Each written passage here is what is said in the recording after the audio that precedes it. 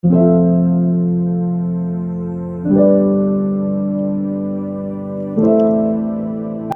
likod ng bawat OFW, may kwento ng sakripisyo, pagmamahal, at pag-asa. Ako'y isa sa mga nagtatrabaho sa malayo na nahiwalay sa aking pamilya at mga mahal sa buhay. Pero sa kabila ng lungkot at pagod, ako'y patuloy na lumalaban para sa kinabukasan ng aking pamilya. Kaya sa video na ito, ibabahagi ko ang aking kwento bilang isang OFW. Mga pagsubok na aking pinagdadaanan at mga pangarap na aking hinahabol. Sana'y makahanap kayo ng inspirasyon at pag-asa sa aking kwento.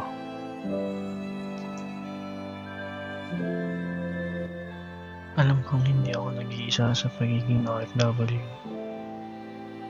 Marami sa atin ang nagtatrabaho sa malayo.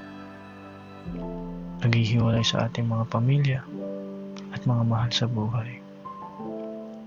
Pero kahit na may mga taong nakakaranas ng parehong sitwasyon, hindi ko pa rin maiwasang maramdaman ang lungkot at pagod. Minsan, kapag gabi na at tahimik na ang lahat, ako'y naiiyak sa aking kwarto. Naiisip ko kung ano ang ginagawa ng aking mga anak, kung kumakain na ba sila, kung nakatulog na ba sila ng maayos.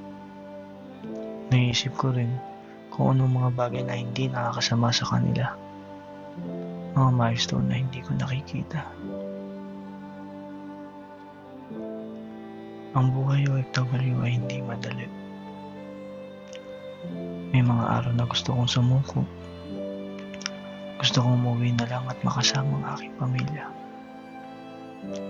Pero alam ko na may mga pangarap na akong kailangang abutin para sa kanila. Kaya patuloy akong lumalaban. Patuloy akong nagtatrabaho ng may pagmamahal at dedikasyon.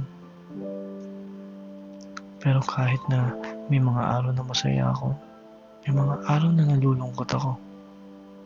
May mga araw na gusto kong may makasama, may makausap, may makakwentuhan. Pero alam ko na may dahilan kung bakit ako narito.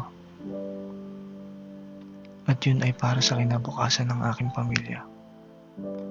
Kaya sana, sa pamamagitan ng aking kwento, mabigyan ko ng kaunting ginhawa ang mga kapwa ko OFW na maramdaman din ang karehong lungkot at pagod. Alam kong hindi tayo nag-iisa at kahit na malayo tayo sa ating mga pamilya, alam natin na may mga taong nagmamahal at sumusuporta sa atin. Sana lang, sa mga oras na nalulungkot tayo, maalala natin na may mga taong nagmamahal sa atin at may mga pangarap pa tayong kailangang abutin. Sana lang, sa mga oras na gusto nating sumuko, maalala natin na may mga taong naghihintay sa atin at may mga pangarap pa tayong kailangan tuparin.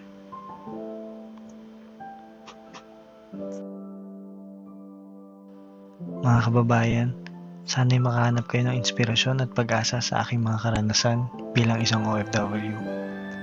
Huwag nating kalimutan na hindi tayo nag-iisa sa ating paglalakbay at may mga taong nagmamahal at sumusuporta sa atin.